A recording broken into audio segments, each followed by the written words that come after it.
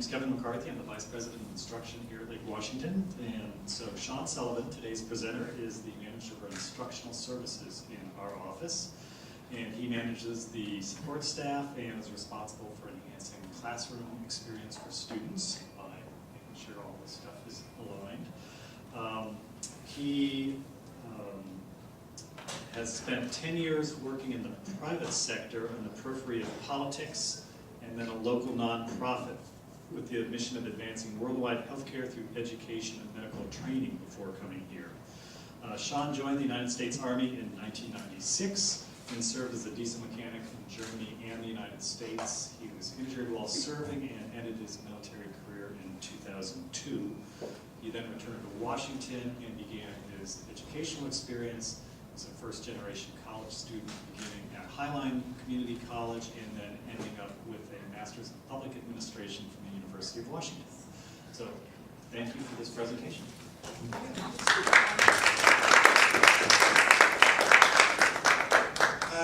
Thank you very much, Dr. McCarthy. I really appreciate the introduction. I watched this film about a month and a half ago, and I felt compelled to share it with the college community. I was really moved by what I saw, and I also felt compelled to sort of share my story and my experience as a veteran. So what I'd like to do today is we'll watch this film, and after we conclude, I'll have a brief discussion about what I experienced going to college as a veteran, and then open it up for discussion. I do have to warn you, about 20 minutes into the movie, there is a bit of a graphic scene or two regarding a surgery of one of the soldiers, so if you're a little squeamish, but at least they let you know so you can turn your head away. Beyond that, we should be fine. So without further ado, that which I love destroys me. So as I said earlier, I felt compelled to share my story after watching this video, and while I must confess the level of traumatic experience, the level of trauma I experienced pales in comparison to the two gentlemen that you saw in the movie. But to say, I never saw combat, but to say that my transition from military life into the college ranks was easy is an understatement. Right? The military doesn't do a good job of teaching us how to integrate ourselves back into society.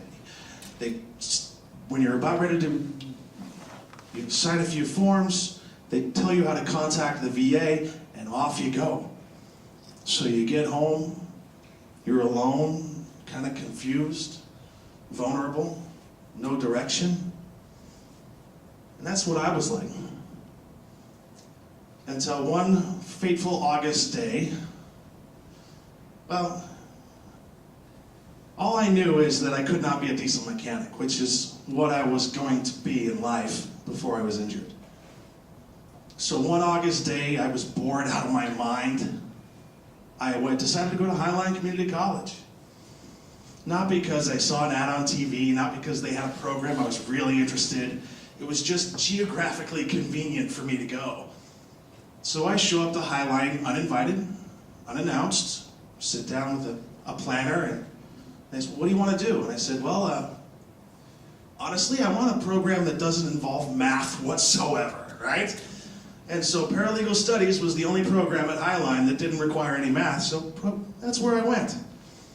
And I remember the first day I went, and I sat down between two women, and these women were working full-time, going to school full-time, but they still took it upon themselves to help me through that first quarter.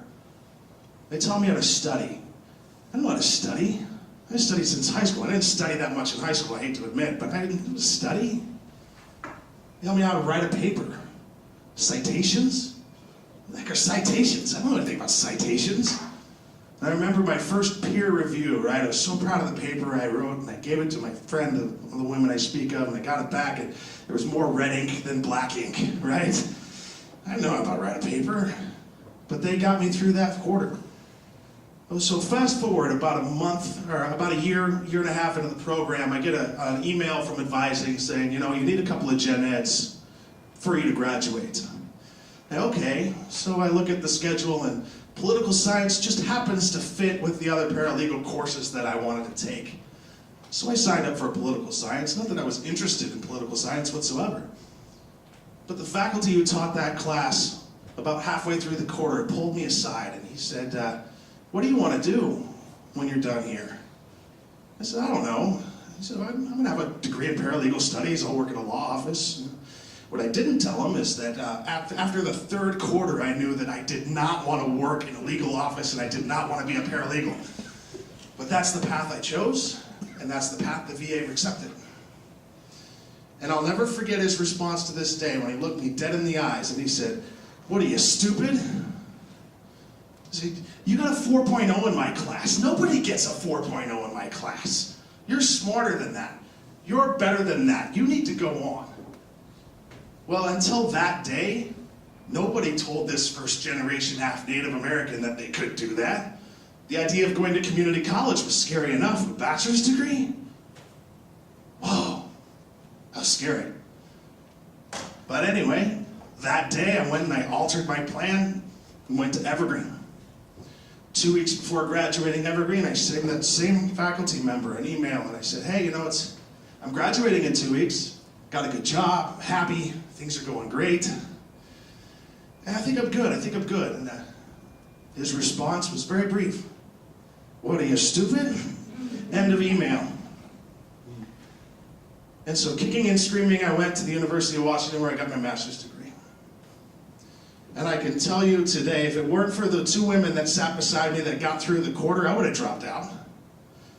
If it wouldn't be for that one faculty member who wasn't even associated with the program for which I was attending college, would have spent 5 minutes just talking to me one day, I wouldn't be here today. So what now?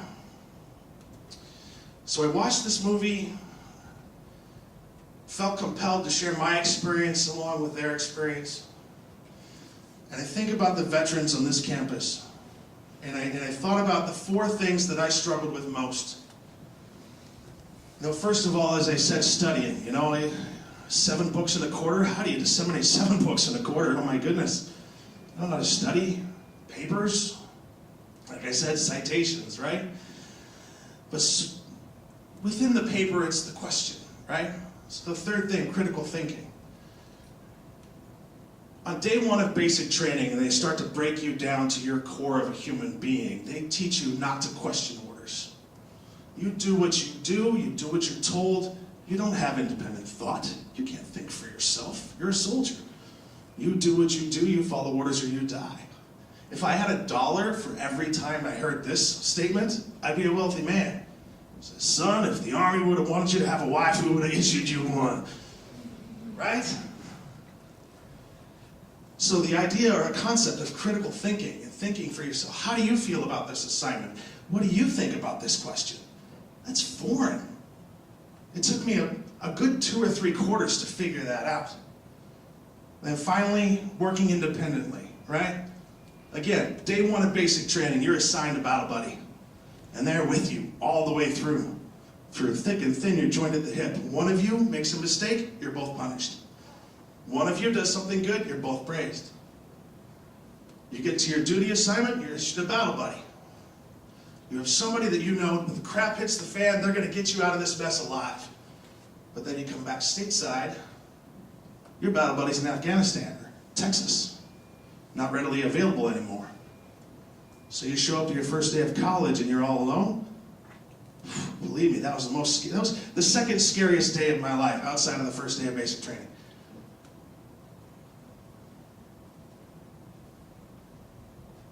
So, if you have veterans in your class that are about to graduate or succeeding, and you have a veteran in your class who's just starting, connect them. Get them to talk to each other. At the very least, let them find out what to expect. Give them a path. What do I do? What do I expect? Because these questions, we don't know. But that's the tricky part, right? How do you find out they're veterans? Right? You got to let them tell you. Because the reality is some veterans don't want to admit they're veterans. Heck, it's extremely difficult to admit that I'm a disabled veteran to people.